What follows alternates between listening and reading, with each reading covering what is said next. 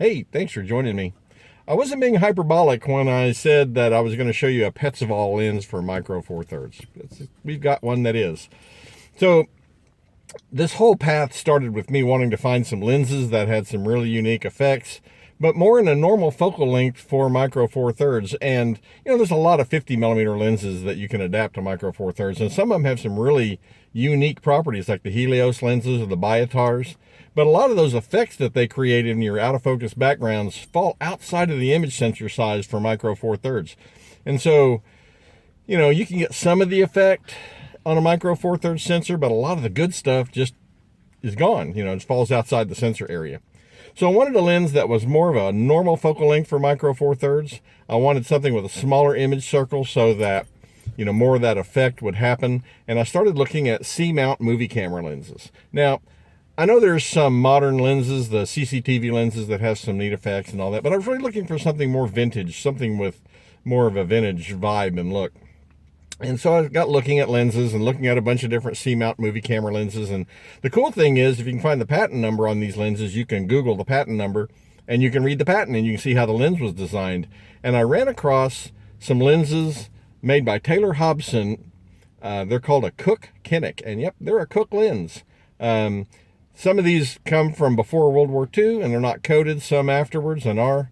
But the one I started off with actually is this one. And the mount that I created for it is really off the wall, and I'll explain more of that when we get these where we can look at them closer. But this is a 25 millimeter or 1 inch Cooke Kinic with a maximum aperture of f1.5, and this other one is just a regular C-mount Cooke Kinic 1 inch with a maximum aperture of f1.8. So these lenses have some really amazing properties. And so I was out here at the Botanical Gardens this morning taking some pictures. And what I want to do next is go back to my house, put these on the workbench where you can see them up close because they're small and the writing on them is small and you want to be able to see them, and kind of show you what this is about. But these Cooke Kinic lenses are a derivative of a Petzval lens. And they've got some really interesting optical qualities, similar to what you get with a Petzval. So, and I've mentioned I'm not really much of a portrait photographer. I did take a picture of three of my granddaughters, and so I'm gonna throw that in there too, so you can see. And I've, Botanical Gardens here has got some really pretty flowers and stuff. So I've taken some pictures this morning. You'll be able to see kind of how they render images and what the backgrounds look like. And I've never said I, was a big person that was into the bokeh or whatever you want to call it. But I have to say, having played with one of these, that the effects you get from them are pretty fascinating, at least from an optical perspective, trying to understand what causes those effects. Anyway, so that's what we're going to do. I've been out taking some pictures. We're going to head back to the house and put these on a workbench so you can see them. While we're driving back, I'll let you look at some pictures. Obviously, you're not going to see them while I'm actually driving, but through the magic of video, you can look at some pictures, then we'll show you these lenses on the workbench, maybe look at some more pictures. And what I want to do is show you what these are, where I got them, where you can find them, the best way to find them inexpensively, and how to use them on your camera. So if you've got a micro four thirds camera, you want something that's a real art lens, this is going to be a real treat for you. A Petzval lens for micro four thirds. And it's a Cooke. It's a Cooke lens. Like, what more could you want? Anyway, let's go back to the house and we'll put these on the workbench.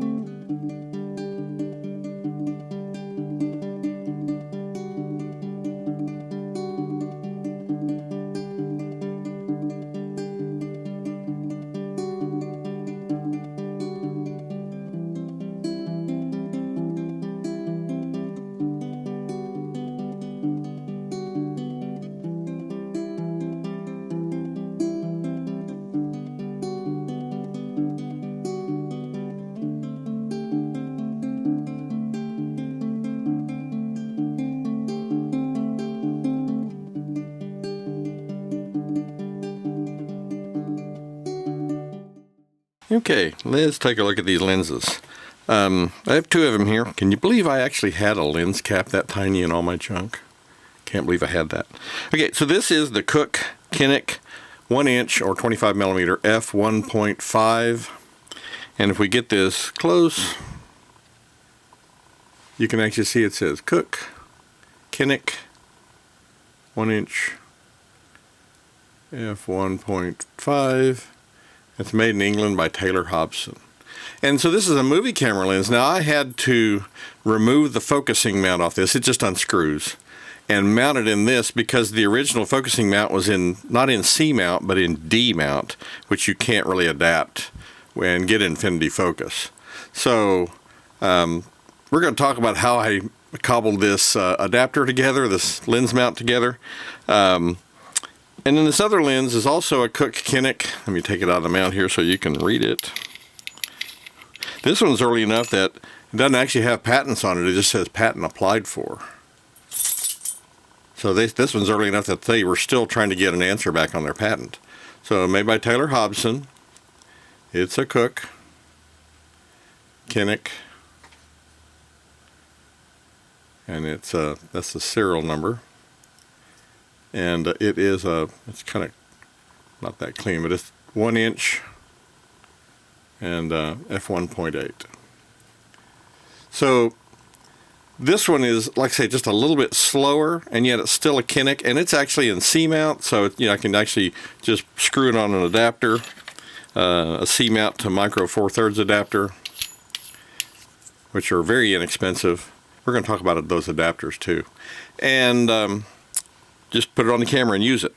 So these two lenses are both Cooke Kinics. Now the Kinic, the cool thing is you can actually look up the patent numbers on really any lens or any device at all. So there's a US patent number and there's a British patent number. Kind of got that covered up with some tape, but you can look those up online and you can get information from them. When I looked up this patent, and I'm going to put an image up of the drawing for the patent so you can see what it looks like. So this Kinic is based on Petzval designs, according to the British patent. It was designed in 1933 by Arthur Warmisham, who was a lens designer, I think the chief lens designer for Taylor Hobson at that time. And the patent talks about changing the front converging member of the lens into having two converging members. Now, this drawing you see of the lens designs, the top one is the unmodified Petzval. And then the three below it are variations where he has added that extra converging element. He puts one of them in front, he puts it in different places, but I think the final design is that there's two converging elements in front followed by the rear group. So the idea was to reduce zonal spherical aberration, allowing apertures up to 1.5. Now, the difference in these two lenses is kind of interesting. This one actually fully covers micro 4/3 sensor, even at infinity. This one, however, will vignette some, but I still think is quite usable. Now, if you're not familiar with the Petzval lens, the Petzval was the first mathematical designed lens, and it was designed by Joseph Petzval, Petzval, in 1840. He was living in Vienna at that time, and he designed this lens. And it was he was a mathematician, and so he designed this using the Petzval using mathematic principles instead of. At that time, most lenses were ground by hand, and it was kind of like more of an art than a science, and people were just using experience and what they had tried before, and there really wasn't a lot of scientific approach at that time. So he was one of the first to actually use mathematical principles to try to solve the spherical zonal aberrations and chromatic aberrations and all the different aberrations that they knew of at that time. So it was a pretty simple lens design. And it had some really unique properties and became one of the most popular portrait lenses at the time, not only because of its speed, which was significant for its time, but also because of the background effects like we're talking about now. Now, this f1.5 version, like I say, was in a D mount. So I had to, actually I took a Leica adapter, and this Leica adapter had this screwed into the front of it. And this is, actually there's a piece hanging on there that's not part of it. So this piece, actually this is a helical, and this screwed into it. And my original thought was that I could mount this into the front of this, and I would have this helical to focus with. And then since this is like a screw mount, I could simply put it in a Leica screw mount to micro four thirds adapter. Unfortunately, this is not big enough inside for this to fit with its aperture ring. So I literally wrapped, you can see the tape in here, I wrapped gaffer tape around the aperture ring and pressed it into those coarse helical threads, kind of twisting as I pushed until I got about the right amount of depth on it. And then I was able to I wrapped basically plumber's Teflon tape around the threads, because they just, if I just screwed it in there, it was kind of sloppy. I mean, it didn't really feel smooth.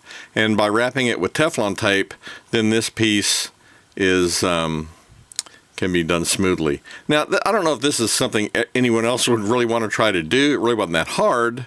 And I will have to, frankly, off the top of my head, I don't remember the name of this Leica adapter. This one just says Leitz New York. I'll look it up online and put a link in the description down below where you can see the part number. And I've seen these on eBay. They're not terribly expensive, so if you found one of these lenses and you wanted to do this, you certainly could. Now, these lenses can be a little hard to find, and this one is much easier to find. This one in C-mount, the f1.5 version in C-mount, if you find them, they're generally very expensive.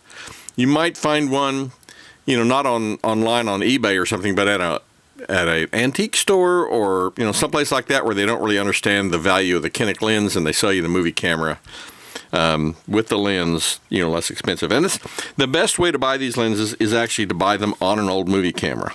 And so the first one I bought was this f1.5 lens, and it came on this Filmo 121, and I was all excited. It had this lens on it, but I didn't realize that this was D-mount. You can see this is another movie camera lens. You can see the difference. This C-mount is exactly 1 inch in diameter, and this is 5/8 of an inch, or 0.625.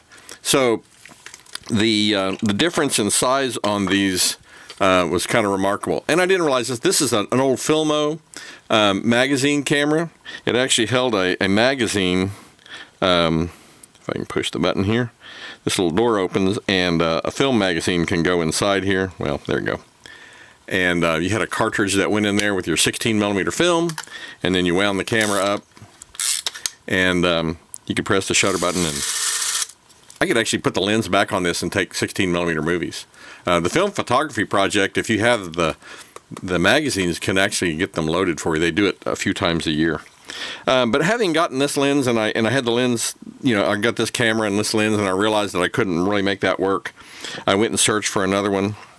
And I found this one, and the thing that I noticed, and it's really obvious here, is you notice where the lens mounts here, there's no bulge. But on the one that's actually C-mount, there's a bulge right here where the lens mount, because of its size, actually they had to create this bulge right here in the front feature of the front part of the body. And it's the same kind of camera. It winds up. This actually winds in the other direction, which is kind of weird. And kind of noisy. I think this one needs to be lubricated, but it uses the same kind of cartridge. You could also find this is a Filmo 141B. You could also find a Filmo 70 series, which is the more traditional movie camera looking kind of movie camera. And it, sometimes they had a turret with 3 lenses on it, and sometimes they just had single lenses. But if you find old, Bell & Howell kind of specifically used Taylor Hobson lenses. Even Bell & Howell lenses that are that say Bell & Howell on them often are made by Taylor Hobson. Like this is what's just called a Bell & Howell Lumax, and so it says Bell & Howell Lumax 1 inch f1.9. I bought this. I got it really cheap online, and I thought, bought this the lens by itself, and I thought, perhaps I could. Just play with it and see what it is. And actually, it works quite well as a C-mount lens on a micro four thirds. It doesn't have quite the swirly effects of a Kinic, I believe that this Lumax, it's kind of hard to find any information on it, but I believe this is a simple Cooke triplet. And this one's actually coated, so it's a little bit newer. It's going to be a fun lens to play with, but what I really was excited about was the fact that these lenses were based on a Petzval design. So if you go looking for these, if you find one on one of these Filmo 121s, be prepared you're going to have to come up with a way to mount it and make it focus. Because the original focusing mount, and the focusing mount just unscrews. You can basically grab the lens and just unscrew the focusing mount from a lot of these. Like this one, you can see this just unscrews, and that's the focusing mount. And the focusing mount on this one has the D size, the smaller thread on the back. And yes, I tried to see if that would fit into this focusing mount, and it won't, even though they're made by the same company. I mean, this one is actually made in the USA by some optical manufacturer for Bell & Howell. It is made in USA, but it's you'll also see Taylor Hobson Lumax lenses, and so I believe it is a Taylor Hobson design. Anyway, I found a document that has a whole bunch of vintage movie camera lenses and talks about all their properties in terms of the image, the background, out of focus backgrounds and stuff. And there's some, Wallensack has a 1-inch Vela Stigmat. That's, you got to get the fast one. It's like f1.8 or 9 or 1.4, something like that. It's a fast one, and it's supposed to be really great. The problem is these that are C-mount that have really neat effects are being gobbled up by the people that do video. And a lot of people shooting video are using Micro Four Thirds or like the Blackmagic cinema cameras, the little pocket cameras. My Blackmagic or Micro Four Thirds. And so a lot of these people that are using these lenses are kind of gobbling them up. And so the prices, if you find one of these in the f1.5 version in C-mount, I see them $400, $500, $600 on eBay. They're really just way too expensive. And this one, the f1.8 version, is much more common. They're not very expensive if you find the lens by itself. A lot of people buy these movie cameras, these old movie cameras, and strip the lenses off of them and sell the lenses on eBay because the cameras don't sell for much. I was able to buy both of these cameras with a lens on them really cheap. I think both of them were in the $25 to $30 range, $35. They weren't very much at all. And so that was pretty fun to work with. Now, like I say, this one, if you buy this lens, if you find it with the D mount, you'll have to unscrew the lens mount and then find some way to mount it in something that'll focus. I toyed with the idea of getting, I saw on Amazon you could get a Micro Four Thirds to M42 focusing helical. You would have to come up with some way to, in between the M42 and this thing to mount it. If you're a machinist, that probably would be a way to go. Like I say, I'll see if I can find a link that'll show you at least the, or I'll just put it in the description, the Leica part number for this thing. There's just a little post that you unscrew, then this helical will come out, and then once this unscrews, then you can, like I say, I just wrapped gaffer tape around the aperture ring. Now because the aperture ring is captured, I turned the whole lens body to change the aperture. But it works. You can see that tape inside there kind of bunched up around it. But I just jammed it into those helical threads, kind of twisting as I pushed it in, and it locked it in pretty tight. I mean, it's in there, it's straight, and it's in there pretty solid.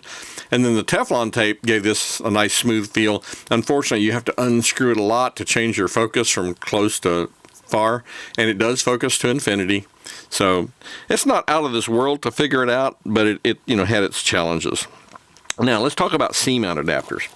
When I first got this lens, I was really disappointed because I put it on a C-mount adapter. This one. No, not that one. This one. And this is just a no-name C-mount adapter. I think I got it on eBay when I first got into Micro Four Thirds because I had a couple of movie lenses I wanted to play with that turned out not working.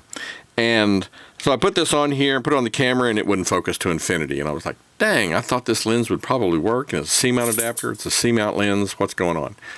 And I did some digging online, and I found out some people were saying that there were some some C-mount adapters for mirrorless cameras that didn't actually get to infinity. So I thought, well, I'm going to try just buying a better quality one. And so on Amazon, I bought a photodiox adapter. It wasn't very expensive. It was like $15. And I think I paid $9 for this one on eBay. So about this photodiox adapter, thinking I'll just give it a try. And when I put this lens on here and then put it on the camera, it actually focused a tiny bit past infinity, which was kind of a neat thing. One thing to watch for, you can see how close, how far this sticks out past the lens mount. I think that's about as far as you want anything sticking out past that mount. This does clear the shutter and everything in my camera, but it made me kind of nervous mounting that and then running it to infinity. Is like, is this going to hit anything? It doesn't, but I'm sure it's close. If you run across a C-mount lens and it seems to stick through much more than that, I think you could damage your camera if you weren't careful. Anyway, the photodiox adapters seem to work really well. So if you're playing with C-mount lenses and you're having problems with not getting infinity focus, the photodiox adapters probably the way to go. Okay, so I think the best way to buy these is to buy old movie cameras, antique stores, flea markets, places like that. Look for, if you're finding old Bell & Howell Filmos, make sure that you're getting one that has this kind of bulge here as opposed to one that doesn't. Or you could unscrew the lens and just look. If this is a full 1 inch across, then you've got a C mount. If it's got this smaller 5/8 inch diameter hole, it's a D mount, and mounting it on your camera is going to be more difficult. So is this f1.8 version with its vignetting worth using? I'm going to let you decide. So I'm going to now show some pictures that I shot with this lens. All the original pictures that you first saw were shot with this one. I'm going to show some pictures from this, and then you can see the amount of vignetting. I haven't tried to crop anything, and frankly, I shot almost all these fairly close. If you shoot at infinity, the vignetting is worse because, as you move the lens towards the image sensor, the image circle gets smaller, and then as you move away, the image circle gets bigger. And not that these have much, from infinity to close focus is only about 5 or 6 millimeters of movement, so you're not changing the image circle a whole lot when you focus up close. But you can see how much the vignetting is. Personally, I think it's worth, as inexpensively as you can find these, and the fact that they're C-mount and finding them on these cameras is not too hard. I found this one pretty easily on eBay, and I think I saw a few others when I was on there. You might find them at, antique stores and flea markets and all kinds of places. Often movie cameras just don't bring any money, and the thing about these is people don't realize that this is 16 millimeter, and frankly, it doesn't actually say 16 millimeter on it. You just have to know that these use a 16 millimeter cartridge, and so often these are just considered kind of junk because, well, they don't realize actually that some people are shooting 16 millimeter movie film again, just like people are shooting film cameras. But let's look at these images. You can decide. I think it's worth using this lens. You can get it inexpensively. It's easy to get an adapter, and then you can, you'll have to crop the images some. How much you crop them will depend on, how much vignetting you want to leave in your picture. If leaving some is a nice effect and you're not worried about it, then, frankly, you wouldn't have to crop them at all. But if you really want to get rid of that vignetting, you're going to have to crop in some. But with today's cameras, especially if you have a 20 or 24 megapixel sensor on your micro four thirds camera, you can crop significantly and still have enough pixels to get a really nice image. And so I think you could crop these whatever you need to. And this lens is going to be the easier one to find. And it's still a Kinic, and it's still that same cool design. It's just not quite as fast. But unfortunately, because it's smaller, the lens elements are physically smaller in diameter, the image circle is a tiny bit smaller. And consequently, it doesn't quite cover micro four thirds. Anyway, that's these lenses. I'll let you look at these pictures, see what you think. I'll catch you after that.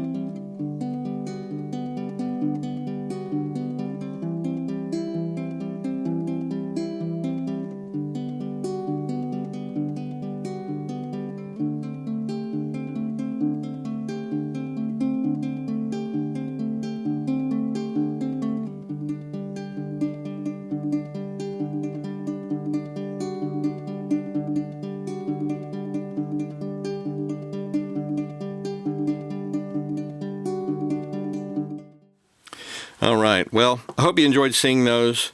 Let's take one last quick look at these really neat lenses by Taylor Hobson in England.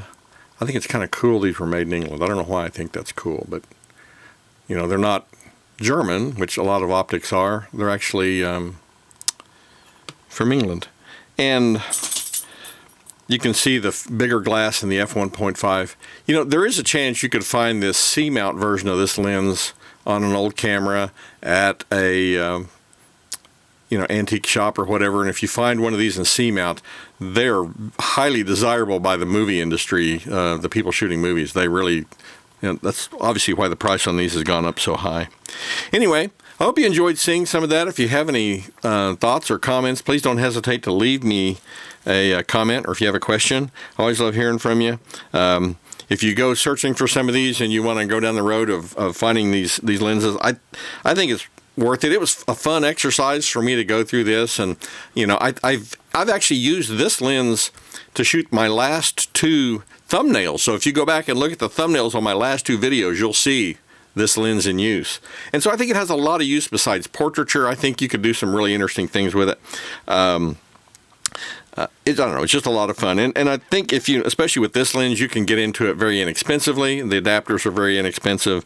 It's certainly fun to play with. And, you've got a kind of a cool historic lens. Do watch for both of these, though, in coated versions. They are out there. Both of these are old enough that they're not. But if you find one that's not coated, don't hesitate to go ahead and use it in post-production. And I haven't really modified any of these images, but if you wanted to boost the contrast, the color saturation a little bit, you could really bring some snap back into these images. I have played with some of these images just to see, and certainly you can boost the contrast. But in some of these images, I really like the kind of soft contrast, soft ethereal look that you get, plus the swirliness. And like I say, I've always said I'm not into bokeh. And yet I have to admit that having played with these, it's kind of fun. I'm not sure exactly how useful, but like I say, I used it for a couple of thumbnails, but it was fun. Anyway, thanks for joining me. I always appreciate it when you watch my videos. Hope you'll come back for the next one, and thanks for watching.